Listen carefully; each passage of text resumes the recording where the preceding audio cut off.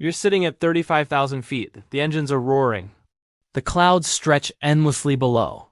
And yet, the pilots are not touching the controls. So who is flying the plane? Autopilot. But what exactly is autopilot, and how does it really work? Despite what many people think, autopilot is not a robot pilot. It doesn't take over the aircraft. It's an advanced flight control system designed to assist human pilots, reduce workload, and increase precision at extreme altitudes and speeds. Modern airliners are incredibly complex machines. They are constantly affected by wind shifts, turbulence, air pressure changes, and navigation adjustments. Manually controlling an aircraft for hours at cruising altitude would be exhausting and inefficient. That's where autopilot comes in. At its core, autopilot is connected to a network of sensors throughout the aircraft. These sensors measure altitude, airspeed, vertical speed, heading, position, and attitude, meaning the aircraft's angle relative to the horizon. This data flows into a flight control computer.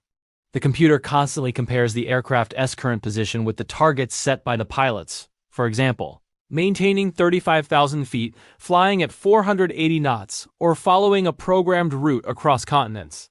If the plane begins to drift even slightly, maybe a gust of wind pushes it off course, the system reacts instantly.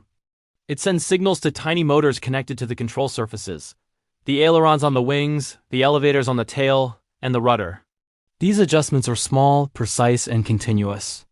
In other words, autopilot is constantly correcting, constantly calculating, constantly stabilizing. Modern aircraft use multiple layers of autopilot systems. There's lateral navigation, which controls direction, vertical navigation, which manages climbing and descending, and autothrottle, which adjusts engine power automatically to maintain speed. During long-haul flights, autopilot handles the majority of cruise operations. But here's the important part. Pilots are always in control. They monitor the system, input commands, and can disengage autopilot instantly with the press of a button. And what about landing? In certain conditions, especially low visibility, some aircraft can perform an auto land. Using radio signals from the runway and onboard guidance systems, the plane can descend and flare automatically. But even then, pilots supervise every second. Autopilot does not replace skill. It enhances it. It reduces fatigue. It increases fuel efficiency. It improves safety. And it allows pilots to focus on strategy, communication, weather assessment, and unexpected situations.